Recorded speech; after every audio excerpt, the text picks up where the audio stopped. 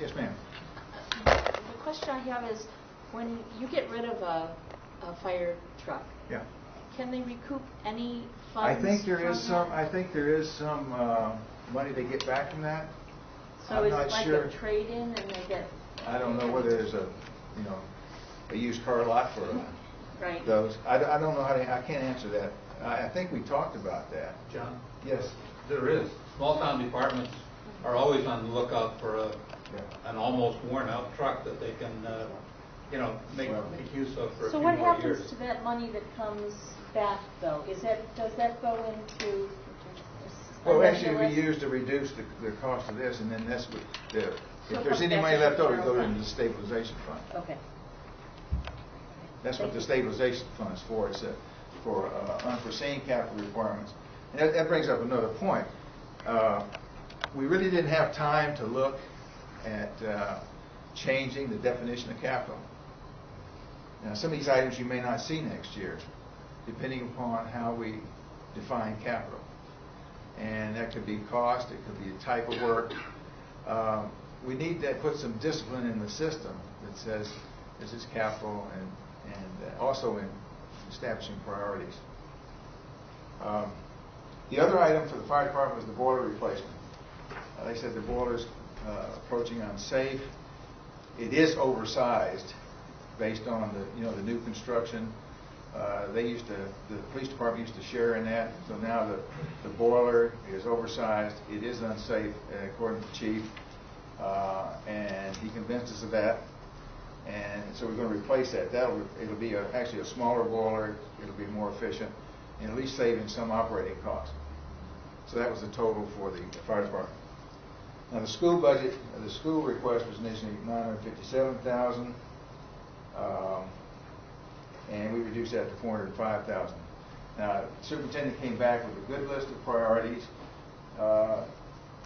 and he had the same priority, situation where there were a lot of priority ones and everything else. He came back with a very good list. We funded his top two priorities, and one of them was wastewater treatment for $325,000, and that's an environmental issue. That's getting into that. I think the system he has now is close to being overtaxed. It needs to be upgraded. I think it's a DEP issue. And so that was his number one. Number two was Abbott school doors.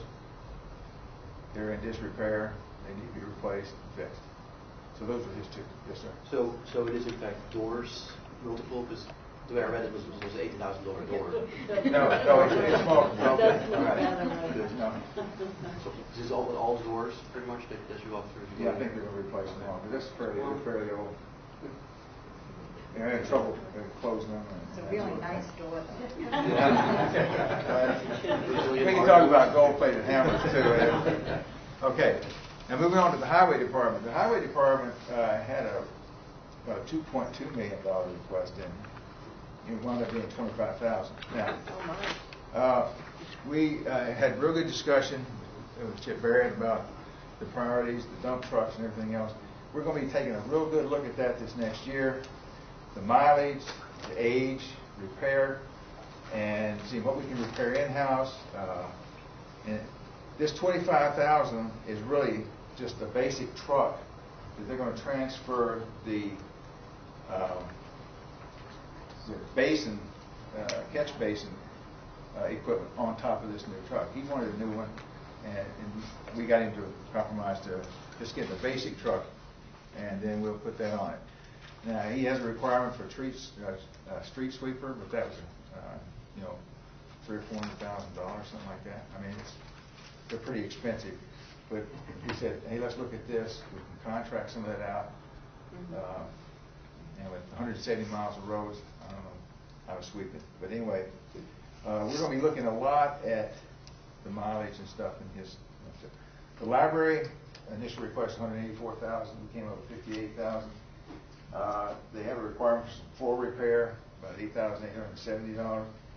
And if you came in the back way, the rear entrance, that's become a safety hazard, ice and stuff in the wintertime.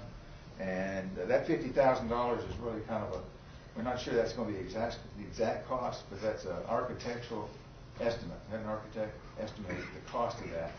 And we thought that was essential of the Library to get that done. What was the original request? I'm not sure, the original was $184,000, and we got it down to $58,000. The Historical Museum, $14,000.